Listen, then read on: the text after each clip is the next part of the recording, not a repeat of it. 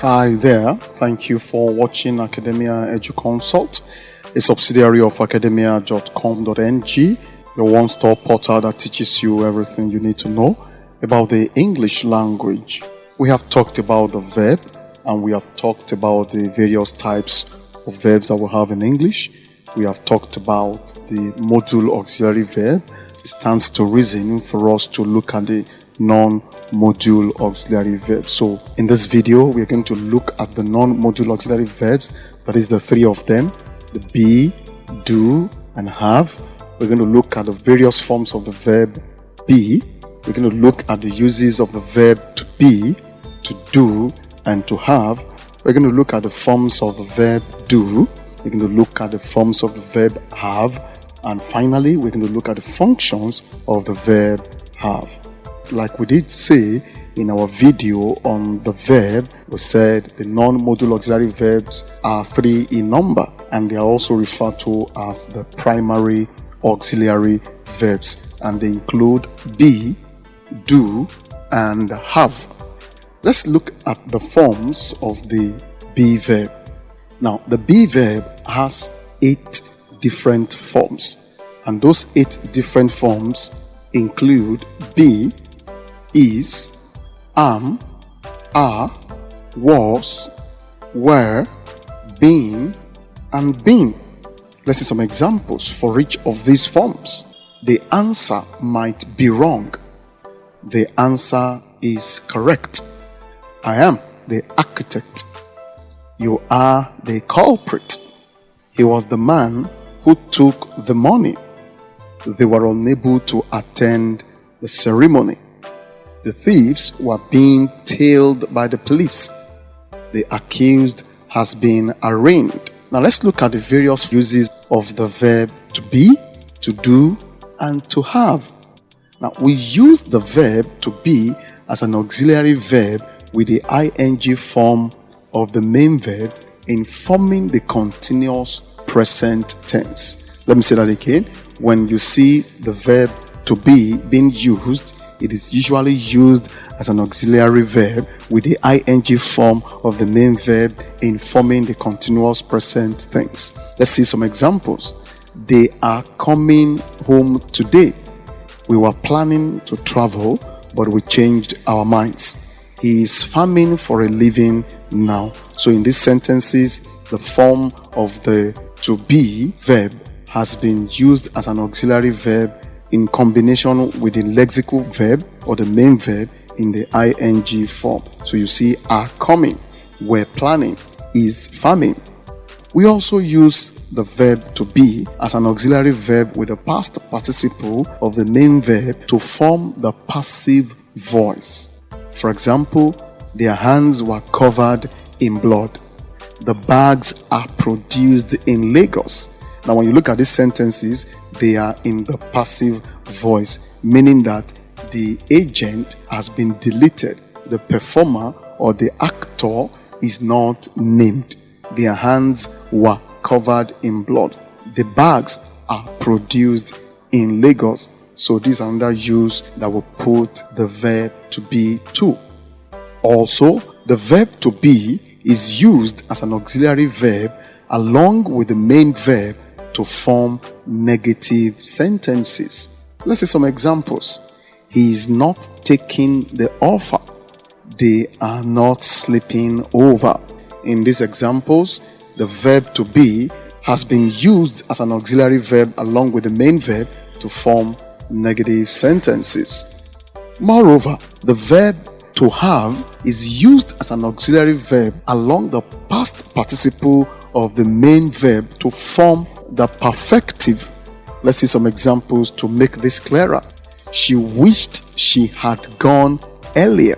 Others have filled the vacant post. It has not rained in 2 months. When you look at the verbs, had gone, have filled, has rained, they are all indicating the use of the verb to have in combination with the main verb to form the past participle or to form the perfective.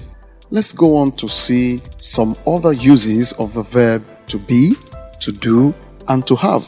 We also use the verb to do as an auxiliary verb along with the main verb to form negative sentence. That is, in forming negative sentences, we use the verb to do as an auxiliary verb in conjunction with the main verb. Let's see some examples. She does not believe him. It does not pay to be lazy. He does not like drinking cold water. Furthermore, we use the verb to do as an auxiliary verb along with the main verb to form questions. That is, when you want to form questions, you can make use of the verb to do as an auxiliary verb along with the main verb. Let's see some examples. Does anyone know the wedding date? Did he care about their welfare? Did they know the police were here? The candidates wrote the examination, didn't they? He knows the answer, doesn't he? So you see, we have made use of the verb to do as an auxiliary verb along with the main verb to form questions in the sentences. Let's go on to see more uses of the verb to do. The verb to do is also used as an auxiliary along with the main verb to form sentences in which we emphasize the main verb. That is, sometimes we want to emphasize the main verb, so we bring in the verb to do as an auxiliary verb to help in the emphasis. Let's see some examples. Someone does know the wedding date. He did care about their welfare. They did know the police were here. I do like to stress that punctuality is compulsory. I do really like to help. You do need to be careful. She does like soap operas. I did sample their opinions. Let's go on to see another use of the non-modal auxiliary verb do. In imperative sentences, do can also come before imperative verbs to show their importance. For example, do get here by 7 p.m. Do make sure you call your mother. Now, imperative verbs are those verbs which begin a sentence in forms of commands or instructions. For instance, you can say, get here by 7 p.m. Make sure you call your mother. But we can now bring in do to come before the imperative verbs just to show their importance. And that's why we have sentences like, do get here by 7 p.m. Do make sure you call your mother. Let's go on to see the various forms of the verb do. The verb do has its different forms which we can inflect in the following ways. For example, do, does, did, doing, and done.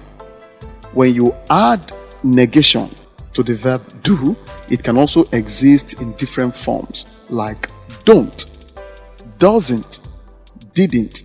Now let's see some examples. You do know the fact. Whatever you say does matter. He did a good job. What are you doing over there? The deed is done already. Now let's look at the negation. They don't know the costs of the items. He doesn't like eating in the morning. He didn't see him leave the house. Now, the above forms exist in the negative or contracted forms. When they are not contracted, we have the following forms. They do not know the costs of the items. He does not like eating in the morning. He did not see him leave the house. Thank you very much for watching this video. Stay tuned for the second part of this video.